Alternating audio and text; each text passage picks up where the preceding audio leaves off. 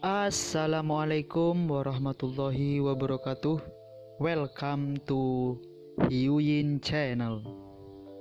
Seperti biasa, Mimin akan menceritakan kisah kepahlawanan Chu Xingyun dalam anime Spirit Sword Sofrek. Selamat menyaksikan. Antara berpikir, Zhu Hengyu menamparkan dahinya dengan tangan kanannya.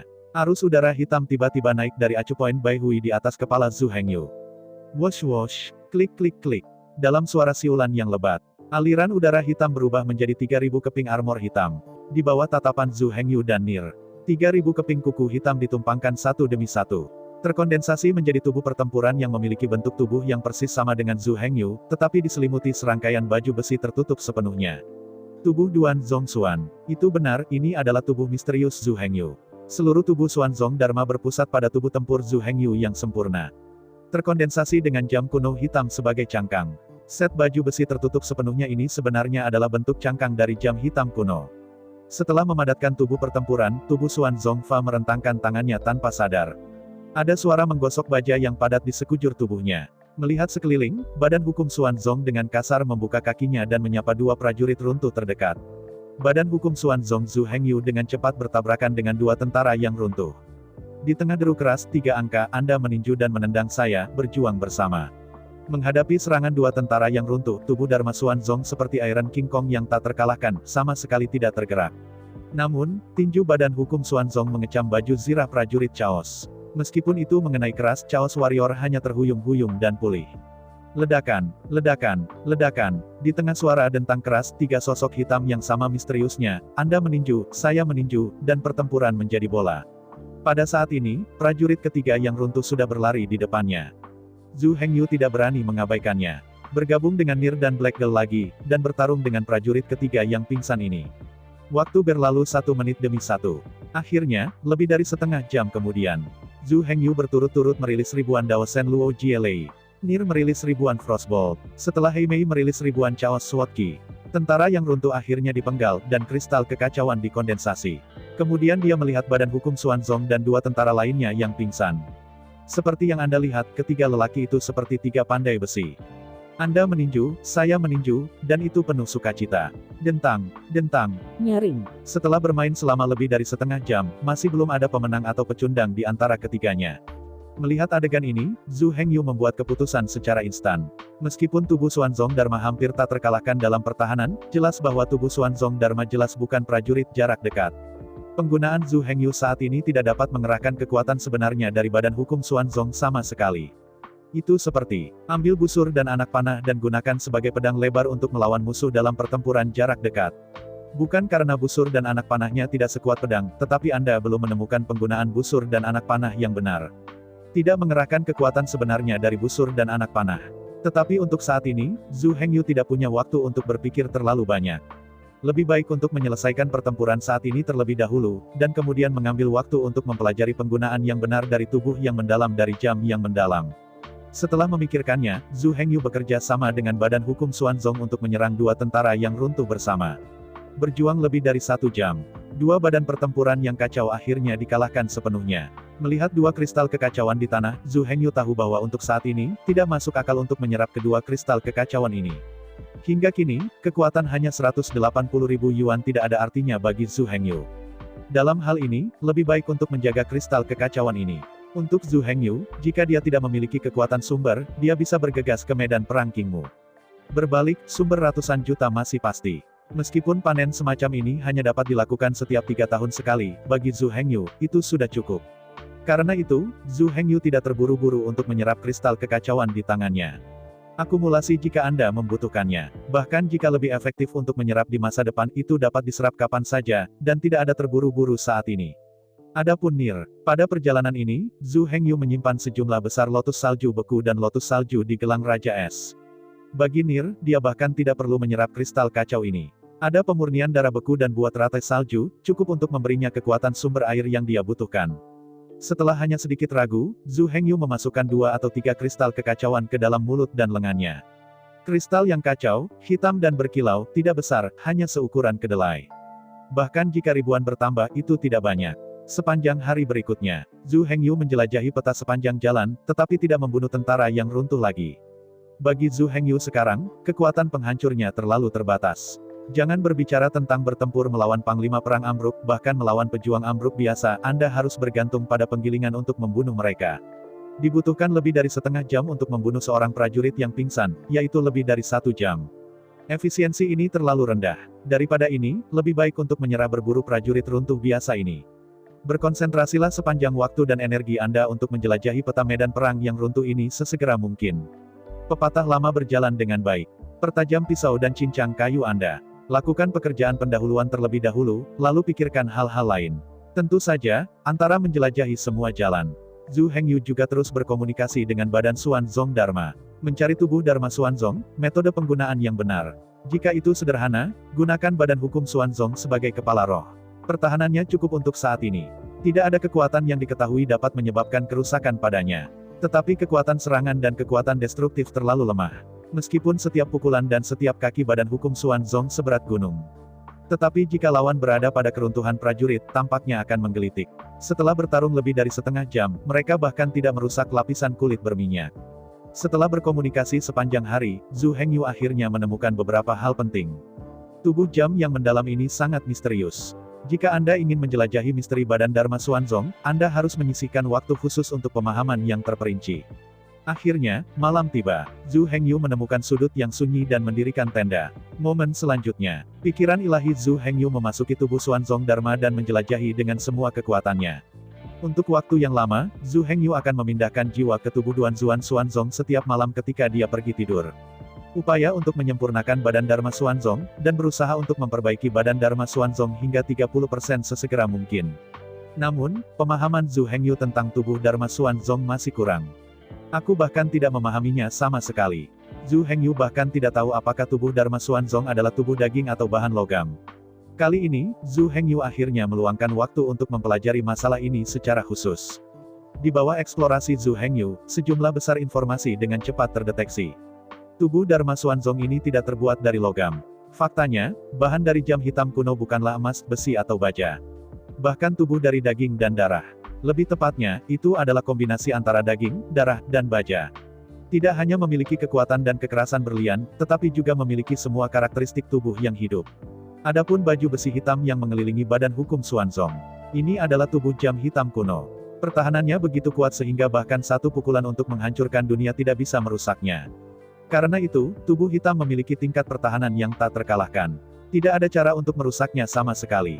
Belum lagi apa yang membunuhnya. Namun, meskipun jam kuno hitam sangat kuat di pertahanan, itu tidak terlalu kuat ketika benar-benar menyerang. Armor hanya bertanggung jawab untuk pertahanan.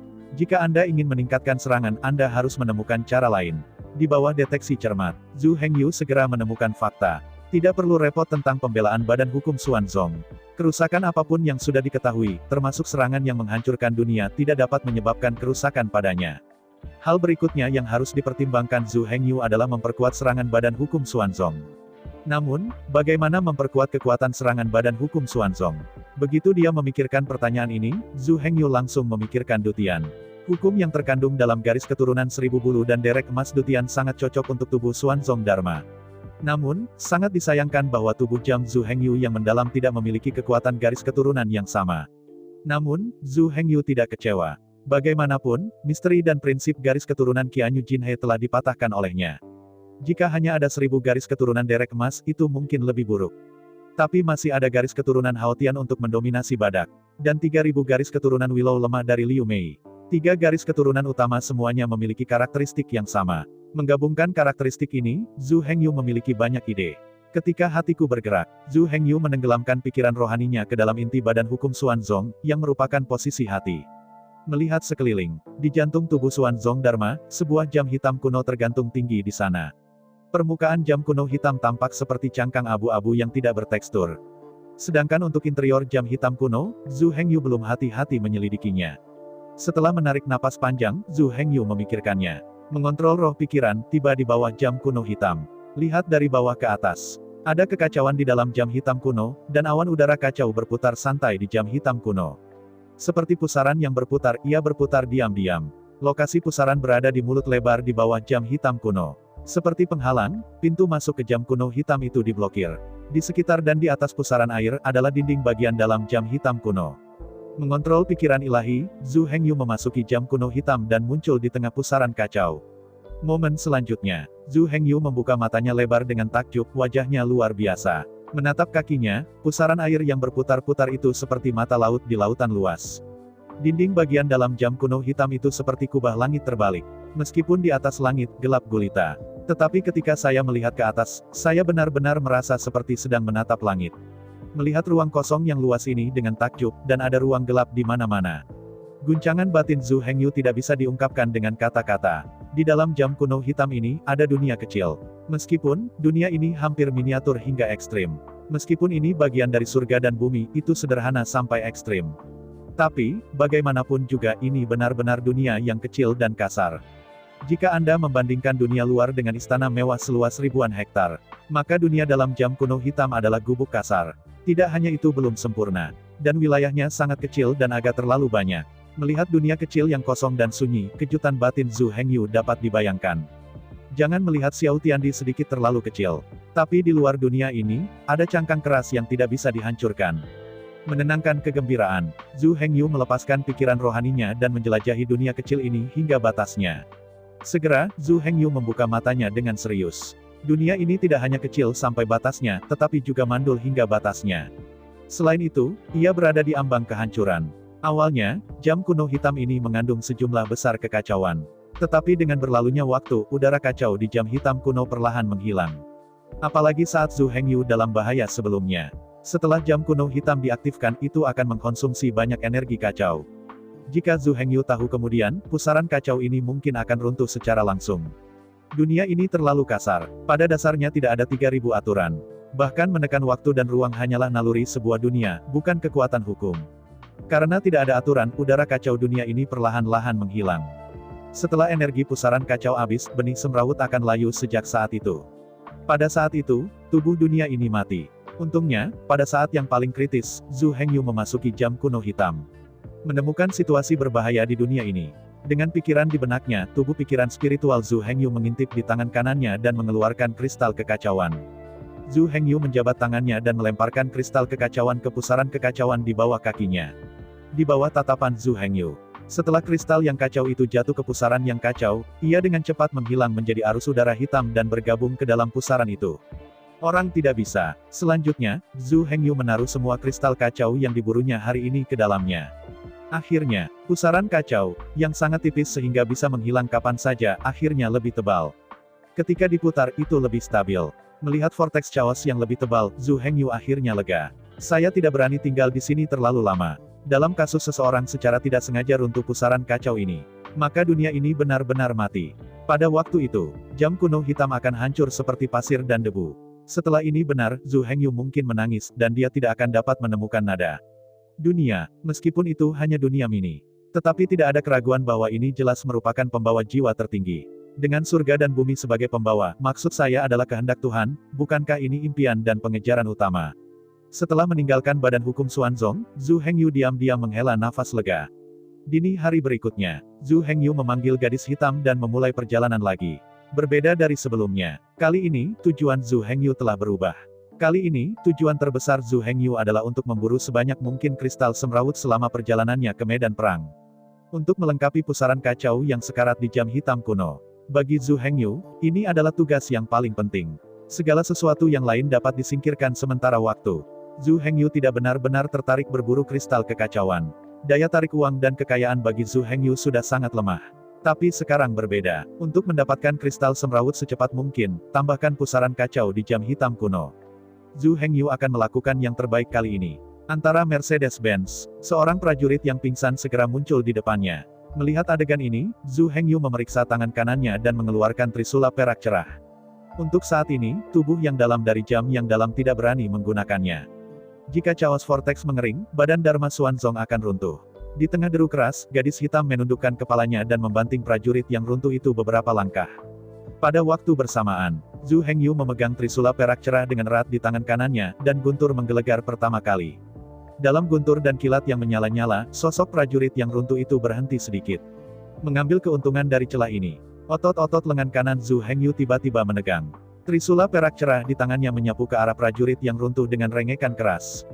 Dalam suara dentang keras, Zhu Hengyu membanting dengan sekuat tenaga.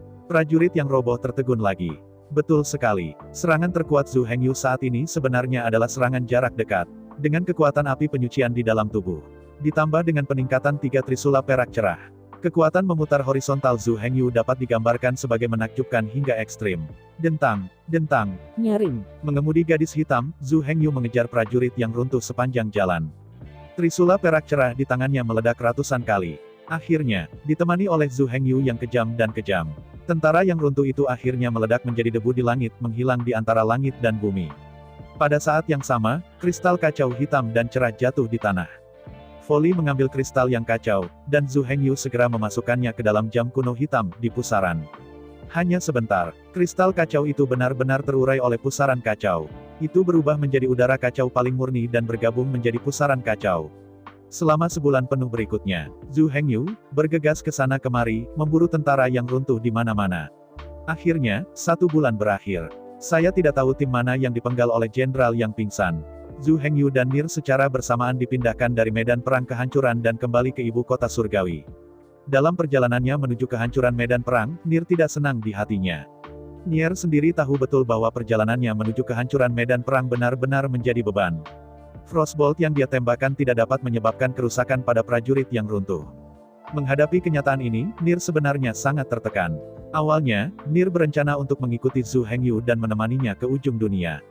Jika itu merupakan beban, lupakan saja. Setelah kembali dari medan perang yang runtuh, Nir mengambil inisiatif untuk meminta kembali ke medan perang yang membeku. Dia harus menjadi kuat sesegera mungkin. Hanya dengan cara ini dia bisa membantu Zhu Hengyu.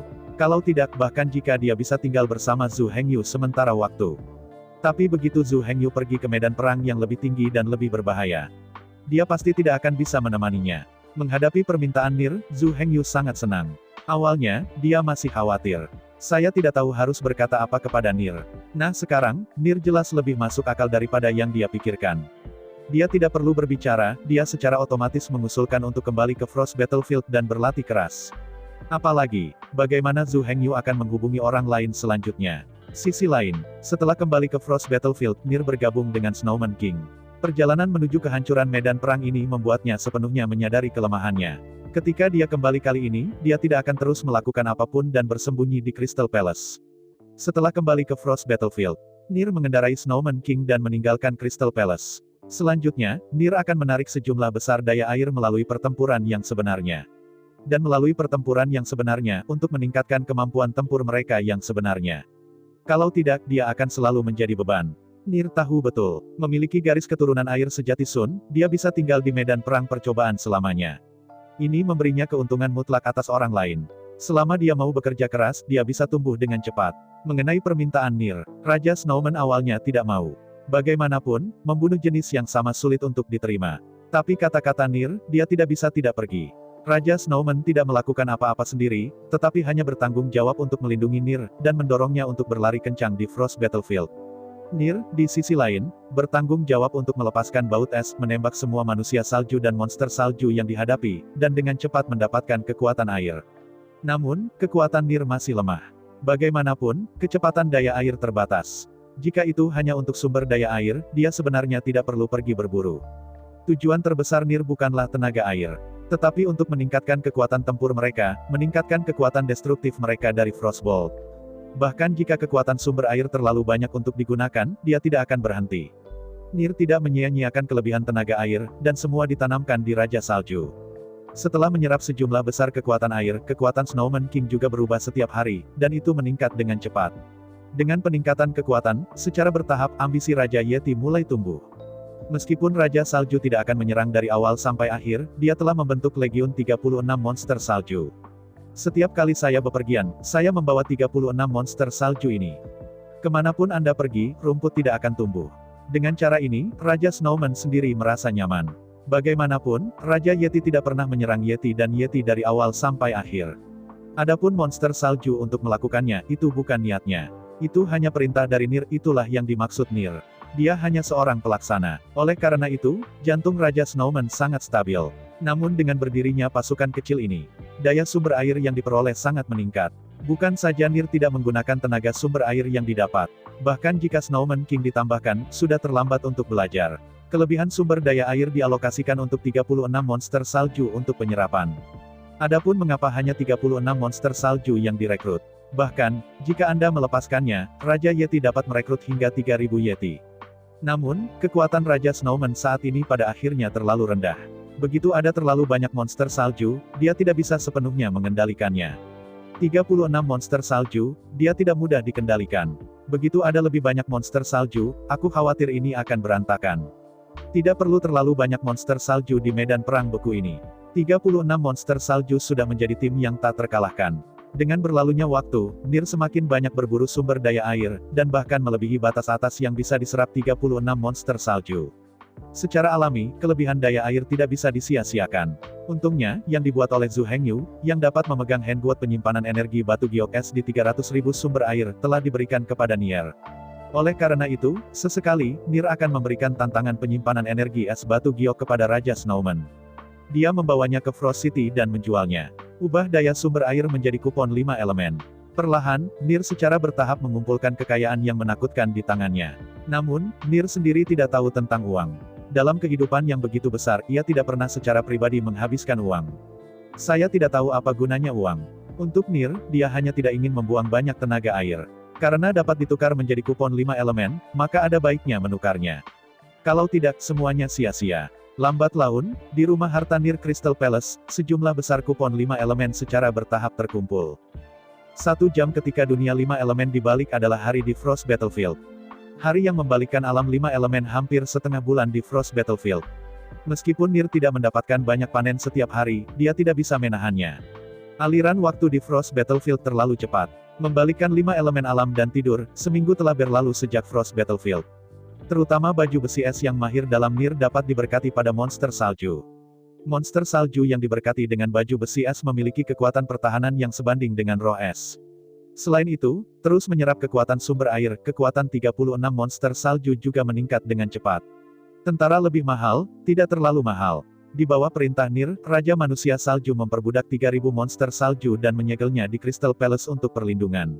Para biksu yang datang dari alam 5 elemen terbalik tidak bisa memburu mereka. Dengan cara ini, seiring berjalannya waktu, monster salju ini akan tumbuh dengan cepat. Namun, hanya ada 36 monster salju yang benar-benar dapat digunakan Nir. Alasan untuk ini adalah bahwa Nir juga menggabungkan pengalaman yang didapat dari perjalanan sebelumnya ke medan perang yang runtuh. 36 monster salju sudah cukup. Tetapi dengan berlalunya waktu yang cepat, kekuatan dari 36 monster salju tumbuh dengan cepat. Secara bertahap, 36 monster salju agak terlalu banyak. Apalagi dengan peningkatan kekuatan monster salju, semakin sulit untuk mengendalikan Raja Snowman. Dalam keputusasaan, Nir harus mengurangi jumlah monster salju lagi. Dari 36, dikurangi menjadi 18. Dengan cara ini, Nir senang menemukan bahwa seluruh tim telah mencapai kondisi sempurna. Lonjakan seperti angin, surulin agresi seperti api, tak tergoyahkan seperti gunung. Dibandingkan dengan tim 36 monster salju, tim yang terdiri dari 18 monster salju ini adalah skala yang paling cocok. Tidak peduli berapa banyak itu, akan ada banyak masalah. Sisi lain, Zhu Hengyu meletakkan semuanya di tangan. Mengambil Dutian secara langsung, sekali lagi memasuki medan perang yang runtuh. Dalam 3 tahun ke depan, Zhu Hengyu terus bolak-balik ke medan perang yang runtuh, berburu kristal kekacauan dengan sekuat tenaga. Dengan bantuan Dutian, efisiensi berburu menjadi 2 kali lipat. Untuk sekarang, kekuatan 18 pedang besi terbang misterius Dutian sangat mengagumkan. Di antara lambaian kedua tangan, bayangan pedang hitam meraung keluar. Stormy, membombardir tubuh prajurit yang runtuh. Zhu Hengyu, di sisi lain, mengendalikan gadis hitam, dan bertempur dekat dengan tentara yang runtuh. Hanya perlu kurang dari 1/4 jam untuk membunuh seorang prajurit yang pingsan. Akhirnya, setelah masuk dan keluar dari medan perang yang runtuh lebih dari 10 kali berturut-turut, Zhu Hengyu akhirnya menjelajahi semua peta medan perang yang runtuh. Satu-satunya belas kasihan adalah, dalam proses masuk dan keluar dari medan perang yang runtuh lebih dari 10 kali berturut-turut, dan menjelajahi seluruh peta medan perang yang runtuh, Zhu Hengyu tidak menemukan pintu masuk ke istana bawah tanah sekalipun. Belum lagi memenggal kepala panglima perang yang kalah. Untungnya, meskipun saya belum pernah melihat keruntuhan panglima perang, panen Zhu Hengyu masih sangat kaya. Memburu sejumlah besar kristal kacau dan menuangkannya ke pusaran kacau di jam kuno hitam. 3 tahun kemudian, pusaran kacau akhirnya stabil sepenuhnya. Melihat sekeliling, dalam seluruh jam kuno hitam, lautan kekacauan sangat kaya. Di tengah-tengah lautan kekacauan, ada pusaran kekacauan tanpa dasar. Pusaran ini adalah satu-satunya cara untuk masuk dan keluar dari jam hitam kuno. Sekarang, Zhu Hengyu menuangkan kekuatan merampok guntur yang telah benar-benar terurai dari ekor naga guntur ke pusaran kacau.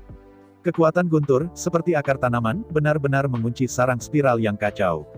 Mulai saat ini, Zhu Hengyu tidak perlu lagi khawatir bahwa udara yang kacau di pusaran yang kacau perlahan akan menghilang. Awalnya, Zhu Hengyu ingin terus berburu prajurit yang kacau untuk mendapatkan kristal yang kacau dan memperkuat pusaran yang kacau. Namun, ketika pusaran yang kacau menjadi padat sampai tingkat tertentu, di dalam pusaran kacau, sebuah partikel kecil warna redup tiba-tiba terkondensasi. Munculnya partikel kecil ini segera menarik perhatian Zhu Hengyu. Di bawah pengamatan lebih dekat, Zhu Hengyu terkejut menemukan bahwa ini ternyata menjadi inti bintang. Melihat inti bintang berwarna suram mengambang di atas pusaran kacau, Zhu Hengyu sangat bersemangat sehingga dia tidak tahu bagaimana mengekspresikannya.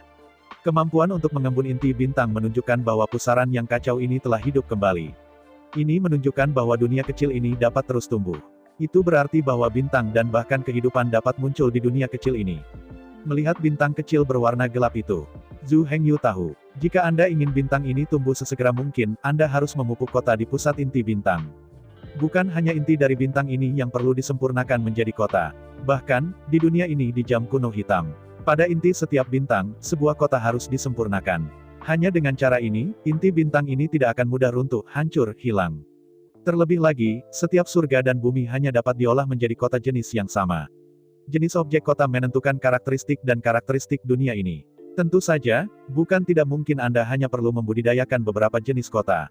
Tetapi kekuatan dunia ini, saya khawatir tidak ada yang dinanti-nantikan. Tidak dapat menyerang, tidak terhentikan, Decathlon, tetapi tidak mungkin. Bagaimanapun, Fang Xiaotiandi ini terletak di dalam jam hitam kuno. Ada bel misterius yang tidak bisa dipecahkan untuk melindungi, dan tidak perlu mengolah menjadi kota defensif. Dalam keadaan yang sudah tak terkalahkan, tidak peduli bagaimana memperkuat pertahanan, itu hanya tak terkalahkan. Fakta telah membuktikan bahwa kekuatan destruktif Badan Hukum Xuanzong benar-benar terlalu lemah. Zhu Hengyu memutuskan, dalam inti bintang ini, senjata ajaib harus diolah. Hanya dengan cara ini kekuatan destruktif dari Badan Hukum Xuanzong dapat ditingkatkan. Adapun jenis senjata ajaib yang akan dibudidayakan, secara alami, tidak perlu dipikirkan, itu secara alami adalah pedang. Setelah beralih ke senjata lain, Zhu Hengyu tidak pandai sama sekali, dan tidak mahir. Bahkan jika jenis senjata lain dibudidayakan, Zhu Hengyu tidak bisa mengerahkan kekuatan senjata ini.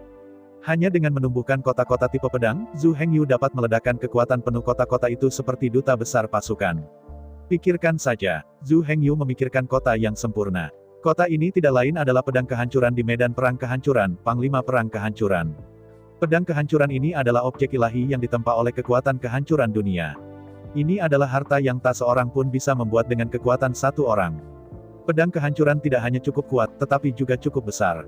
Bahkan jika pusaran yang kacau mengembun lebih banyak inti bintang, Zhu Hengyu masih bisa menemukan cara untuk mendapatkan lebih banyak pedang yang hancur dan mengolahnya menjadi inti bintang itu.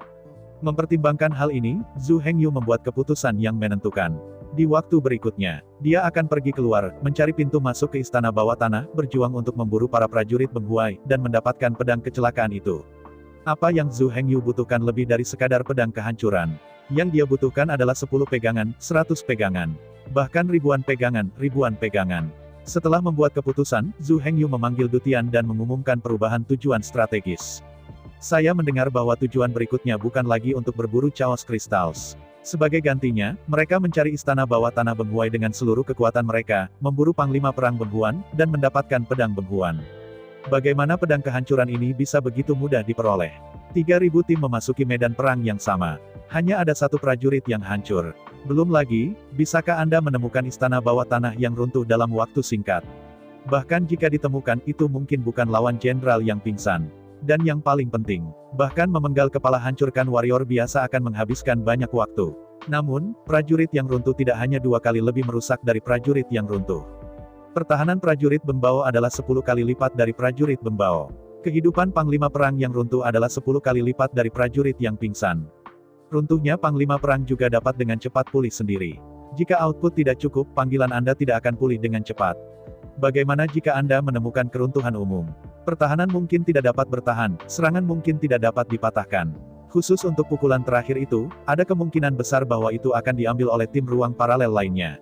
Mendengar kata-kata Dutian, Zhu Hengyu tidak bisa membantu tetapi mengerutkan kening. Jelas, apa yang dikatakan Dutian sangat masuk akal. Kekuatan destruktif Zhu Hengyu saat ini sangat rendah. Dalam hal output saja, ia jauh dari Dutian. Dutian sekarang telah menyempurnakan 18 pedang besi yang mendalam. Setelah dilepaskan, itu hampir seperti badai. Keluaran Dutian saja lebih ganas dari gabungan Zhu Hengyu dan Hei Mei. Alasan untuk ini sebenarnya tidak bisa dihindari. Zhu Hengyu pergi dari bagian ke-80 ke Ekaristi Cahaya Putih, waktu yang dialaminya terlalu singkat. Meskipun Zhu Hengyu sekarang kekuatan tubuh Sein Cahaya Putih, metode serangan yang cocok dengan pangkat tidak punya waktu untuk belajar dan berlatih. Metode output Zhu Hengyu masih pada tingkat tahap ke-80 dari tubuh sihir. Dalam hal tubuh tempur Zhu Hengyu saja, waktu untuk budidaya kurang dari 100 tahun. Bandingkan dengan Dutian yang telah berlatih lebih dari 1000 tahun, apa yang diperbandingkan Zhu Hengyu dengan yang lain? Itu seperti, meskipun Dutian telah berlatih selama lebih dari 1000 tahun, dapatkah sentimen dan pemahamannya tentang Grid Dao dan hukum dapat dibandingkan dengan Zhu Hengyu? Melalui pemakaman kuno yang sepi, Zhu Hengyu telah kembali ke zaman kuno yang sepi. Di sana, dia menghabiskan jutaan tahun. Untuk jangka waktu yang begitu lama, ditambah dengan penghinaan Zhu Hengyu untuk kebijaksanaan dunia, bagaimana ia bisa menguasai dan memahami jalan dan hukum yang ia kembangkan selama lebih dari 1000 tahun dapat dibandingkan dengan surga. Melihat ekspresi kecewa Zhu Hengyu, Dutian mengerutkan kening dan berkata, "Tuan, apakah Anda ingin pedang kehancuran?" "Ya, aku memang butuh kekacauan, dan aku butuh banyak." Mendengar kata-kata Zhu Hengyu, Dutian tiba-tiba memikirkan kemungkinan. Melihat Zhu Hengyu dengan ragu, dia berkata, "Tuan, kamu tidak ingin memperbaiki pedang kehancuran ini untuk meningkatkan serangan dari tubuh pertempuran, kan?" Mengangguk diam-diam, Zhu Hengyu tidak bermaksud menyembunyikan Dutian. Tidak ada cara untuk menyembunyikan hal semacam ini. Melihat Zhu Hengyu mengangguk dalam diam, Tian tidak bisa menahan napas. Lelucon apa? Dia memiliki garis keturunan 1000 bulu bangau emas dan dapat memperbaiki pedang besi yang mendalam. Tapi sekarang, tuannya bisa memperbaiki pedang kehancuran. Ini benar-benar lebih banyak orang mati daripada orang untuk berbelanja. Melihat mata iri Dutian, Zhu Hengyu menggelengkan kepalanya dan berkata, "Tubuh tempurmu adalah tubuh yang didapat dan kamu tidak bisa memperbaiki pedang kehancuran. Aku tahu, jika aku secara paksa memperbaiki pedang korupsi, satu-satunya hasil adalah meledak dan mati." Sambil menghela nafas, Dutian melanjutkan, "Tuan, tolong tunggu sebentar, saya akan datang ketika saya pergi." Setelah berbicara, dia berbalik dan meninggalkan kastil Zhu Hengyu tanpa terlalu bertele-tele. Setelah lebih dari 3 jam, ketika Dutian kembali ke wajah Zhu Hengyu, dia memiliki 3 kotak hadiah lagi di tangannya. Dengan hormat menempatkan 3 kotak hadiah strip panjang di depan Zhu Hengyu. Dutian berkata dengan sangat tulus, "Tuan, karena Anda telah magang, Anda telah mengajari saya Taoisme dan ilmu pedang, tetapi saya bahkan tidak memiliki salinan magang paling dasar. Bukannya aku tidak mau memberikannya, aku juga tidak pelit. Memang, kebaikan yang begitu besar tidak bisa berurusan dengan masa lalu dengan hanya menyiapkan beberapa hadiah. 3 pedang patah ini pada awalnya adalah senjata portabelku dan 3 sahabat perbaikan pedang. Tapi sekarang, karena Master membutuhkannya, mari berikan pada Master sebagai magang." Melihat 3 kotak kado panjang, Zhu Hengyu tersenyum dengan acuh tak acuh, "Kamu punya hati, aku benar-benar membutuhkan hadiah ini sekarang. Aku akan menerima pedangmu yang patah untuk sementara waktu, tetapi 2 temanmu, lupakan saja." Mendengar kata-kata Zhu Hengyu, Dutian terkejut sejenak, dan kemudian berkata dengan cemas, "Tuan, rekan tim kami semua adalah anggota keluarga, Anda tidak perlu bersikap sopan." Setelah melambaikan tangannya, Zhu Hengyu berkata dengan datar, "Jika Anda mengambil apa yang mereka miliki, Anda akan berutang kepada mereka sebab dan akibat. Anda tidak dapat melakukan ini. Yang ini, setiap hari ragu-ragu." Lalu dia berkata dengan bersemangat, "Tuan, 2 mitra yang baru saja Anda tunjukkan akan membayar sebab dan akibatnya. Ada tips." Mendengar kata-kata Dutian, Zhu Hengyu mengerutkan kening. Melihat Dutian dengan dingin, Zhu Hengyu berkata, "Apakah kamu berpikir bahwa beberapa trik yang kuberikan padamu layak menjadi pedang kehancuran?" Yang ini, Dutian tiba-tiba berkeringat. "Iya." Zhu Hengyu dengan santai menunjukkan beberapa trik, yang pasti dapat menciptakan kekuatan super yang dapat mendominasi pesta dalam sekejap. Ambil formasi pedang Dutian yang diajarkan kepadanya oleh Zhu Hengyu. Belum lagi pedang kehancuran. Bahkan jika ada ribuan pegangan, tidak ada perbandingan. Tidak peduli seberapa jarang pedang kehancuran itu, pedang itu juga tersedia dan diinginkan. Tapi bimbingan Zhu Hengyu, itu benar-benar sesuatu yang dapat Anda temui tetapi tidak meminta. Melihat Dutian dalam-dalam, Zhu Hengyu berkata, "Kamu dan Hao Tian berhubungan denganku, jadi aku menerimamu. Pada saat itu, aku berusaha menyelamatkan nyawa Yan, jadi aku harus mendirikan kios untuk mengajar seni. Dan kamu dan Jin Hao, mengambil satu-satunya kesempatan dan menyembah di pintuku. Dengan suara teredam, Dutian berlutut ketakutan. Pada saat ini, dia sudah mengerti betapa keterlaluannya dia sekarang.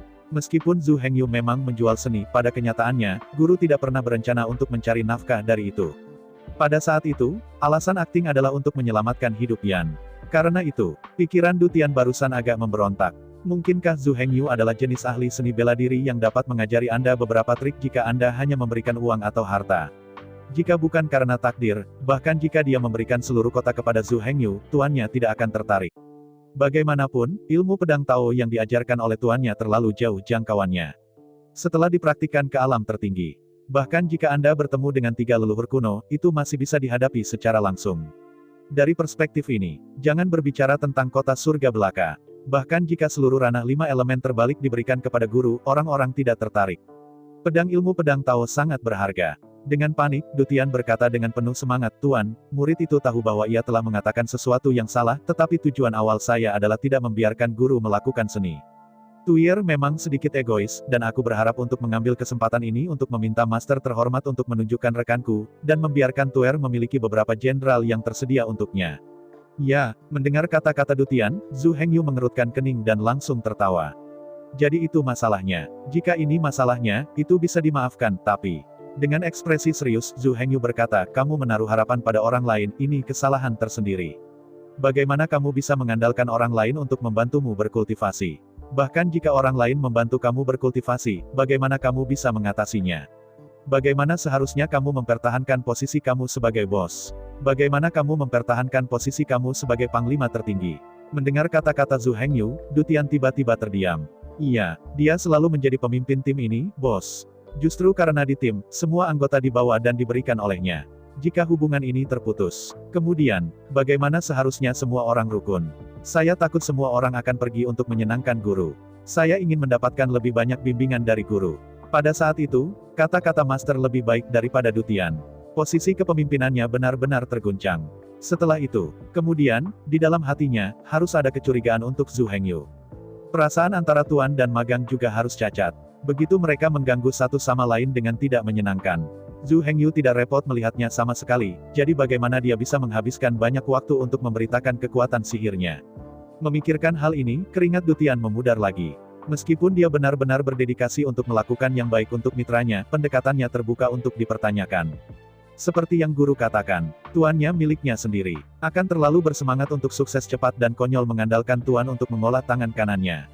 Tapi, Dutian tidak menyesali apa yang terjadi hari ini. Dari pendekatan guru, dia telah dengan jelas melihat hati guru. Tuan yang dihormati itu nyata dan memperlakukannya sebagai murid. Apa yang saya pikirkan dalam benak saya adalah pro dan kontra dari Dutian. Jika tidak, jika Tuan benar-benar memiliki pemikiran dan ide lain, pasti akan menyetujui permintaan Dutian dengan senang hati. Dan pada titik ini, sebarkan pengaruhnya. Tidak akan lama sebelum Dutian dikosongkan. Melihat guru dengan tegas, Dutian berkata, "Tuan, Anda dapat menerima 3 pedang yang patah ini." Menghadapi desakan Dutian, Zhu Hengyu tidak bisa membantu tetapi mengerutkan kening. Namun, tepat ketika Zhu Hengyu ingin berbicara, Dutian pertama kali berkata, "Saya tahu bahwa Tuan tidak ingin mempengaruhi muridnya, tetapi pada kenyataannya, itu tidak akan menjadi masalah. Guru tidak perlu berpikir terlalu banyak. 3 pedang keruntuhan ini adalah magang yang diberikan kepada guru oleh murid. Anda tidak perlu mempertimbangkan yang lain." Melihat Dutian dengan ragu, Zhu Hengyu berkata, "Tapi, 2 rekanmu." Dutian menggelengkan kepalanya dengan datar dan berkata, "Aku akan menyelesaikan masalah antara rekanku dan aku. Aku berutang pada mereka, bukan tuannya." Menghadapi kata-kata Dutian, Zhu Hengyu merenung sejenak. Namun segera, Zhu Hengyu mengangguk dan berkata, "Tidak apa-apa, untuk menghadapinya seperti ini, itu sesuai dengan keinginan saya. Kalau begitu, aku akan menerima 3 pedang yang patah ini." Melihat guru akhirnya menerima hadiah itu, hati saya sangat bahagia. Meskipun ketiga pedang yang patah ini memang sangat berharga, semuanya sepadan. Dibandingkan dengan ilmu pedang Tao yang diajarkan oleh Tuan, ini bukan apa-apa. Dia mengepalkan tangannya dengan kedua tangan, dan berkata, "Tuan, masih ada beberapa hal yang harus saya tangani, jadi mari kita pensiun dulu." Sambil menjabat tangannya, Zhu Hengyu berkata, "Jika Anda memiliki sesuatu untuk dilakukan, Anda dapat pergi bekerja, saya tidak perlu Anda menunggu." Tanpa bertele-tele, Dutian berdiri, berbalik dan melangkah pergi. Dalam beberapa hari berikutnya, Zhu Hengyu menemani Liu Mei dan berkeliling di medan perang Aoqi. Setelah jeda yang begitu lama, ekologi di medan perang Qingmu sekali lagi kembali ke puncaknya. Ketika Zhu Hengyu dan Liu Mei keluar dari medan perang yang runtuh, Perisai kekuatan asli Zhu Hengyu telah mencapai 1,8 miliar kekuatan. Mengubah putaran ini, Zhu Hengyu mendapatkan kekuatan sumber kayu 800 juta lagi. Di bawah transformasi tubuh roh 5 elemen bawaan, 5 Elements Genesis Shield telah ditingkatkan dengan jumlah besar secara bersamaan. Meskipun tingkat perisai kekuatan sumber masih di tingkat 10, dapat dikatakan bahwa jarak ke 3000 tingkat penuh jauh. Namun pada kenyataannya, kekuatan 5 Elements Genesis Shield Zhu Hengyu hampir 2 kali lipat. Satu hal yang harus ditekankan di sini adalah perisai Genesis total 3000 level. Perbedaan intensitas antara setiap level adalah 10 kali. Jika Anda ingin meningkatkan ke perisai sumber daya tingkat ke-11, Anda harus meningkatkan kekuatan perisai menjadi 10 miliar. Belum lagi, bagaimana Zhu Hengyu dan Liu Mei berburu sepanjang jalan di medan perang Aoki. Sisi ini, Zhu Hengyu dan Liu Mei, setelah berbalik di medan perang Qingmu, kembali ke kastil yang membalikkan 5 elemen alam. Tetapi saya menemukan bahwa Dutian menunggu di sana tanpa tahu kapan. Melihat guru kembali, Dutian menyapa Zhu Hengyu dan Liu Mei dengan hormat. Zhu Hengyu telah menjelaskan identitas baru Liu Mei kepada Dutian dan Hao Tian. Sebagai orang kepercayaan dari guru, mereka harus dengan hormat disebut Tuan Paman. Selain itu, setelah bertemu, seseorang juga harus menghormati generasi muda. Menghadapi hormat-hormat Dutian, Liu Mei ketakutan. Sebelum saya bertemu Zhu Hengyu, dia hanyalah seorang yatim piatu di daerah kumuh Tianducheng. Karena statusnya rendah, itu bisa disebut sebagai masyarakat terbawah. Tapi sekarang, Tuan kota-kota Tiandu sebenarnya memberi hormat padanya dengan hormat. Dan dengan hormat memanggilnya Tuan Paman. Ini benar-benar membuatnya takut. Zhu Hengyu melihatnya dengan bingung dan berkata, "Mengapa kamu ada di sini?"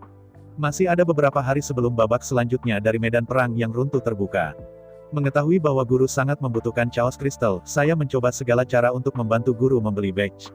Saat berbicara, Dutian menunjuk ke saku kulit binatang besar di atas meja di samping sistem. Dengan curiga berjalan ke meja, Zhu Hengyu membuka saku kulit binatang dan melihatnya.